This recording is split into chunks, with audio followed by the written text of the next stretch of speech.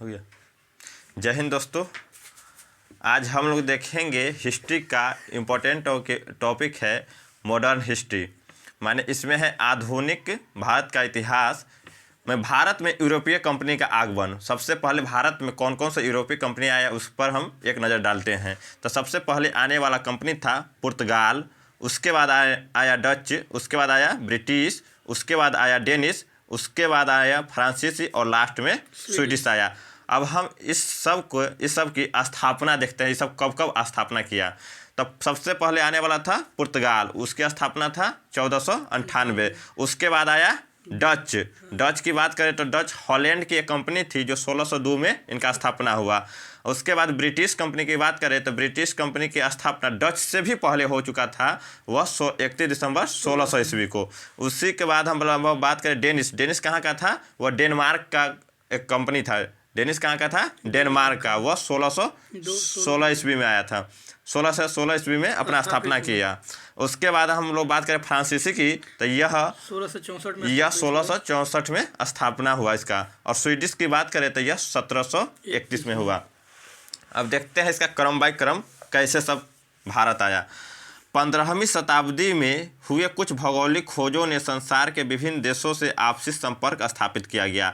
इसी प्रयास के अंतर्गत पुर्तगाली एवं स्पेनिश नाविक भारत की खोज के लिए यात्रा प्रारंभ किए। सबसे पहले भारत की खोज की यात्रा के लिए पुर्तगाली और स्पेन का जो एक व्यक्ति नाविक था वह खोज के लिए यात्रा पर निकला। 1487 में पुर्तगाली नाविक बार्थोलोमियो डियाज ने उत्तर मासा अंतरिक्ष माने केप ऑफ गुड होप की खोज की। माने निकला था भारत की खोज करने के लिए और उससे भारत की खोज न होकर वह उत्तर माने केप ऑफ गुड होप की खोज कर वहाँ से वह पुनः लौट गया। और 1492 ईस्वी में स्पेन का जो नाविक था कोलंबस, उसने भारत की जगह वह अमेरिका की खोज किया। अब बात करें पुर्तगाली ईस्ट इंडिया कंपनी की तो भारत में आने वाला पहला अंग्रेज शासक पहला पुर्तगाली यात्री कौन था? वास्को डिगामा था, जो 17 मई 1498 ईस्वी को भारत के मालाबार तट पर स्थित कालीकट बंदरगाह जो केरल के तट पर है वहां आया। समुद्री रास्ता केप ऑफ गुड होप से आकर वह होकर गुजरता था। वास्को डिगामा ने एक गुजराती व्यापारी वास्को जो डिगामा था उसको एक गुजराती व्यापारी था अब्दुल मजीद के साथ कालीकट बंदरगाह पर उतरा था। उस समय वहां के शासक था जमोरिन ने वास्को डिगामा को भरपूर स्वागत किया और वापस जाते समय मसालों से भरा हुआ जहाज भी उपहार में दिया। और यह मसाला ले जाकर पुर्तगाल के जो यात्री था वास्को डिगामा, वो अपने पुर्तगाल में वो मसाला को बेचा, उससे वहाँ 60% का मुनाफा कमाया। वास्को डिगामा ने 9 मार्च 1500 ईस्वी को पेट्रो अल्वारेज केब्राल जलमार्ग के द्वारा लिस्बन भारत के लिए फिर रवाना हुए। वास्को डिगामा के भारत आने वाला दूसरा पुर्तगाली यात्री था कौन? पेड्रो अल्वारेज केब्राल था। वास्को डिगामा एक बार और भारत आया था, यह उसका दूसरा अभियान 1502 में हुआ था। 1503 में केरल के किन्नौर के निकट कोचीन दुर्ग का निर्माण कराया। कोचीन दुर्ग का निर्माण किसने करवाया था? पुर्तगाली कंपनी ने करवाया था। पुर्तगाली कंपनी का पहला व्यापारिक कोठी माल गोदाम था कहाँ? कोचीन दुर्ग में। पुर्तगालियों ने कोचीन की राजधानी के रूप में उपयोग किया। 1505 में अपनी दूसरी कोठी कन्नूर को बनाया। 1505 में पुर्तगाली के शासक एमेनुअल प्रथम ने भारत का पहला पुर्तगाली गवर्नर फ्रांसो डी अल्मेडा को बनाया। माने पुर्तगाल का जो प्रथम गवर्नर था वो कौन था? फ्रांसो डी अल्मोडा, जो 1509 ईस्वी तक गवर्नर पद पर कार्य किया। फ्रांसो डी अल्मोडा ने सामुद्रिक नीति को कहते हैं ब्लू वाटर ऑफ पॉलिसी के नाम से जाना गया। और ब्लू वाटर पॉलिसी क्या था? माने जो भी अंग्रेज चाहे जो भी कोई बाहरी व्यापारी आता था ना तो उसे समुद्र में रोक कर ही उससे टैक्स ले लिया जाता था। अल्मोडा के समकालीन विजयनगर के शासक वीर नरसिंह देव थे। बहुत और क्वेश्चन पूछा गया हुआ है कि अल्मोडा के समकालीन कौन से शासक थे? तो विजयनगर के शासक कौन थे? वीर नरसिंह देव थे, जिसके साथ घोड़े का व्यापारिक सौदा हुआ था। अल्मोडा के पश्चात 1509 में दूसरा पुर्तगाली गवर्नर अल्फांसो डी अल्बुकर्क को बनाया गया, जो पुर्तगाली कंपनी का एक वास्तविक संस्थापक कहलाया। उन्होंने भारतीय क्षेत्र में जीतने का प्रयास किया। क्रम 1510 में उन्हें बीजापुर के शासक आदिल शाह से गोवा को छीन लिया और 1515 ईस्वी में अल्बुकर्क की मृत्यु हो गई और इन्हें गोवा में ही दफना दिया गया। 1515 ईस्वी के बाद प्रथम चर्च का निर्माण गोवा में ही किया गया। 1515 ईस्वी में भारत का जो प्रथम चर्च था वो कहाँ हुआ? गोवा में स्थापित किया गया, जिसका नाम सेंट जेवियर चर्च रखा, जिसका नाम चर्च का क्या नाम था? सेंट जेवियर चर्च रखा गया। अल्बुकर्क ने सती प्रथा का विरोध किया। अल्बुकर्क ने सती प्रथा का विरोध किया। सती प्रथा क्या होता है? तो पहले के ज़माना में जो जिसका पति माने हस्बैंड माने मर गया ना, उसके साथ उसकी पत्नी को भी जला दिया जाता था या दफना दिया था। हिंदू धर्म में है तो जला दिया और मुस्लिम धर्म में है तो दफना दिया जाता था। तो इसके खिलाफ अल्बुकर्क ने वो सती प्रथा का विरोध किया। और अल्बुकर्क के जो समकालीन विजयनगर सम्राट थे वीर नरसिंह देव, जिसके साथ घोड़े का व्यापारिक सौदा हुआ, अल्बुकर्क ने भारत में पुर्तगालियों की संख्या में वृद्धि करने के लिए अल्बुकर्क ने भारत में पुर्तगाली की जनसंख्या बढ़े, इसके लिए उसने भारतीय महिला से विवाह करने का नियम बना दिया। भारतीय महिला से विवाह करने का नियम किसने बनाया? अल्बुकर्क ने। क्यों बनाया? क्योंकि पुर्तगालियों की संख्या में वृद्धि हो। अल्बुकर्क के बाद अगला पुर्तगाली शासक आता है नीन्हो डी कुन्हा, जिन्होंने 1530 ईस्वी में पुर्तगाली कंपनी का मुख्यालय कोचीन से लेकर गोवा हस्तांतरित किया। कोई क्वेश्चन पूछा जाता है बार बार कि पुर्तगाली कंपनी जो पहला मुख्यालय कोचीन था, उसने गोवा किसने हस्तांतरित किया और अपनी राजधानी बनाया? तो नीन्हो डी कुन्हा ने।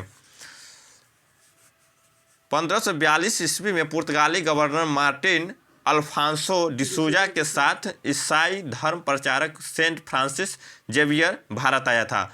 1542 में पुर्तगाली गवर्नर कौन था? मार्टिन अल्फांसो डिसूजा के साथ ईसाई धर्म प्रचारक सेंट फ्रांसिस जेवियर भारत आया था। 1588 ईस्वी में पुर्तगाली कंपनी ने भारत के अतिरिक्त कोलंबो 1588 ईस्वी में पुर्तगाली कंपनी ने भारत के अतिरिक्त कोलंबो एवं मलक्का में भी अपनी व्यापारिक कोठी स्थापना किया। कहाँ? कोलंबो और मलक्का। भारत में पुर्तगाल का सबसे प्रमुख केंद्र कौन था? गोवा रहा, जिस पर स्वतंत्रता प्राप्ति के पश्चात भी पुर्तगालियों कंपनी का अधिकार रहा। माने हम लोग आज़ाद हुए तो 15 अगस्त 1947 को, उसके बाद भी गोवा था वो पुर्तगाली के अधीन था। पुर्तगालियों से हम लोग के पुर्तगालियों के अधीन था। पुर्तगालियों से हम लोग को गोवा 1961 में पुर्तगालियों से 1961 में इसे भारत के हवाले कर दिया गया। माने पुर्तगालियों ने 1961 ईस्वी में भारत के हवाले गोवा के कर दिया गया। अतः हम लोग को गोवा भारत का हिस्सा लगभग 1961 में पूर्णतः बना। पुर्तगाली व्यापारिक कोठी कालीकट केरल, हुगली और दमन द्वीप में स्थित है। पुर्तगाली व्यापारी जो कोठी था कालीकट, वो कहाँ था? हुगली एवं दमन द्वीप में स्थित था। पुर्तगाली कंपनी भारत में कई क्षेत्रों में महत्वपूर्ण योगदान माना जाता है। जैसे भारत में जहाज के निर्माण कहाँ से शुरुआत किया गया? पुर्तगालियों का देन है। और प्रिंटिंग प्रेस भी पुर्तगालियों ने शुरुआत किया था। भारत का पहला प्रिंटिंग प्रेस की स्थापना 1556 से 57 में गोवा में स्थापित किया गया। कहाँ किया गया? गोवा में।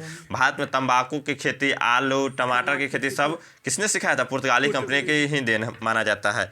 भारत में गोथिक स्थापत्य कला का आगमन पुर्तगालियों का साथ ही हुआ था। पुर्तगालियों के बारे में जानकारी हो गई। इसके बाद ये था पुर्तगाली के बारे में जानकारी। एक और रिवीजन का तौर पर इसको हम एगो देख ले तो इसमें मेन पुर्तगालियों में क्या क्या क्वेश्चन बन सकता है। तो आइए हम लोग शुरुआत करते हैं। इसमें मेन जो क्वेश्चन बनता है उसके बारे में पूछेगा। से पुर्तगाली कंपनी पहला यात्री कौन था जो भारत आया था? तो वास्को डी गामा। कब आया था? 17 मई 1498 को। और कहाँ पे आया था? तो कालीकट बंदरगाह पर आया था। कालीकट बंदरगाह पर आया था। वहाँ के शासक कौन था? जमोरिन था, जिसने भरपूर स्वागत किया। और और जो वास्को डी गामा थे वो वो अपना भारत से यात्रा करके वो विदेश लौट रहे थे। वापस लौटते समय उसको जमोरिन ने माने मसालों मसालों से भरा हुआ जहाज जो होता है उपहार गिफ्ट किया था। जिसे बेच करके उसको 60 गुना मुनाफा हुआ। हाँ, और उसके बाद पूछेगा से अगर माने पुर्तगाली का पहला व्यापारी कोठी कहाँ था, तो कोचीन था। अब उसके बाद पूछेगा दूसरा क्वेश्चन से पुर्तगालियों का माने पहला गवर्नर कौन था, तो फ्रांसो डी अल्मोडा, जिसने सामुद्रिक नीति या ब्लू वाटर पॉलिसी को अपनाया था। अब बात करें पुर्तगाली कंपनी का वास्तविक संस्थापक कौन था, तो अल्बुकर्क था। अल्बुकर्क ने सती प्रथा का विरोध किया और भारतीय महिलाओं के साथ पुर्तगालियों का विवाह करने के लिए जोर दिया। ठीक है, और माने कोचीन से गोवा को अपनी राजधानी किसने बनाया, निन्हो डी कोन्हा ने। और ये वो चीज़ और छूट गया अल्बुकर्क के बारे में। अल्बुकर्क ने गोवा के शासक आदिल शाह से गोवा को कब छीना था, तो 1510 ईस्वी में छीना था। और निन्हो डी कोन्हा का 1530 ईस्वी में गोवा को अपना राजधानी बनाया। ये था प्रमुख कार्य और पुर्तगालियों के क्या क्या देन है जो हम लोग अपने भारत में यूज करते हैं। तब जहाज निर्माण की प्रक्रिया पुर्तगाली की देन है। प्रिंटिंग प्रेस कहाँ के है, वो भी पुर्तगाली का देन है। और जो हम लोग तंबाकू, आलू, टमाटर इस सब का जो खेती करते हैं वो भी पुर्तगाली कंपनी का देन है। तो ये था पुर्तगाली कंपनी का मेन जो संक्षिप्त में आप लोगों के सामने प्रस्तुत किया। अब अगले वीडियो में हम लोग अगले कंपनी का देखेंगे। धन्यवाद।